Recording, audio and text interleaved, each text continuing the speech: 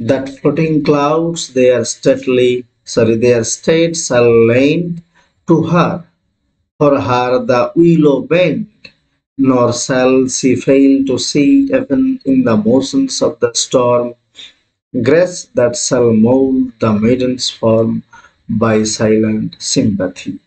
The floating clouds, এই যে ভাসমান মেঘ, তাহলে এই ভাসমান মেঘ তারা লুসিকে দেবে তাদের কি, যে দেয়ার স্টেট, তাহলে এই যে ফ্লোটিং ক্লাউডস এরা কি দেবে, তাহলে ম্যাজেস্টি, এরা কি দেবে, ম্যাজেস্টি বা সাবলিমিটি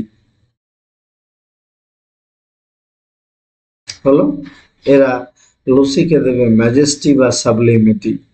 ফর হার দা উইলো বেন্ট, উইলো গাছ, উইলো গাছের কাছ থেকেও সে নেবে কিটা, হিউমিলিটি, নত হওয়ার শিক্ষা, humanity.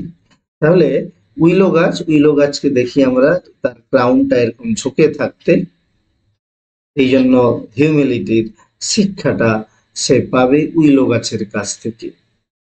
Nor shall she fail to see even in the motions of the storm grace, এমনকি এই স্টর্মের মোশনেও, আসলে স্টর্ম একটা ইম্পেলিং মোশন দেয়, ইম্পেলিং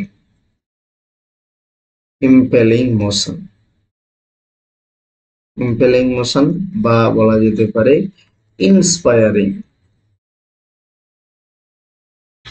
তাহলে she will learn to discover the inspiring or impelling motion from the storm. She will, আবার অন্যভাবে বলা যেতে পারে, she will discover the power of the, she will discover grace even in the power of the storm that shall mold the maiden's form, এইভাবে তার অ্যাপিয়ারেন্সটা গড়ে উঠবে কার, সেই মেইডেন্সের, সেই লুসির, বাই সাইলেন্ট সিম্প্যাথি, এবং নেচার এইভাবেই তাকে গড়বে সাইলেন্টলি এবং সিম্প্যাথেটিক্যালি।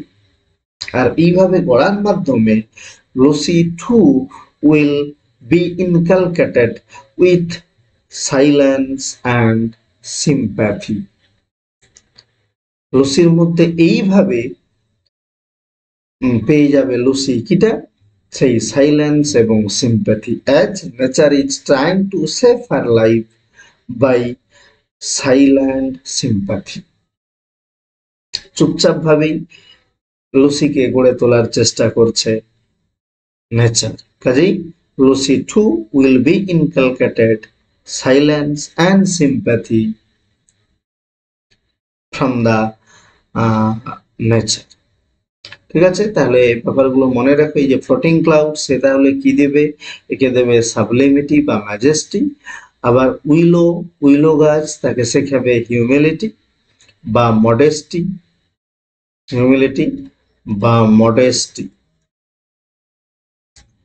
আবার সেই মোশন অফ দ্য স্টর্ম, তাহলে স্টর্মের মোশনের মধ্যে সে কি খুঁজে পাবে, একটা ইম্পেলিং মোশন বা ইন্সপায়ারিং মোশন হলো। আর এই সমস্তগুলোই সাহায্য করবে ওই মেডেনকে সুন্দর করে গড়ে তুলতে।